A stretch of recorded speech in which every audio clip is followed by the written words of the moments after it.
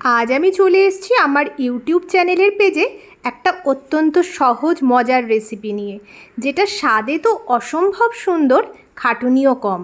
বড়ির ঝাল বানানোর জন্য প্রধান উপকরণ চাই বড়ি, আর তার সাথে চাই কালো জিরে, কাঁচা লঙ্কা, সামান্য একটু আদা বাটা আর সর্ষে বাটা।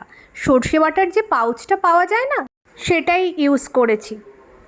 প্রথমে একটু ঈষৎ উষ্ণ গরম জল করে নিয়েছি নুন দিয়ে, তার মধ্যে সর্ষে বাটার পাউচের ওটা ঢেলে দিয়েছি। এবার কিছুক্ষণ সেটাকে ভিজিয়ে রেখেছিলাম, এই ধরুন 10 মিনিট মতো। তারপর আমি রান্নাটা শুরু করলাম।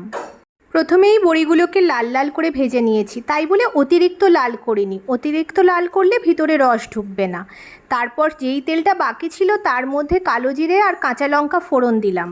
তারপর দিয়ে দিলাম সামান্য আদা বাটা, আর তার সঙ্গে যে সর্ষে বাটার পেস্টটা বানিয়ে রেখেছিলাম সেটাও দিয়ে দিলাম। বড়িগুলোকে দিয়ে দিলাম, এবার কিছুক্ষণ ফোটালেই রেডি বড়ির ঝাল।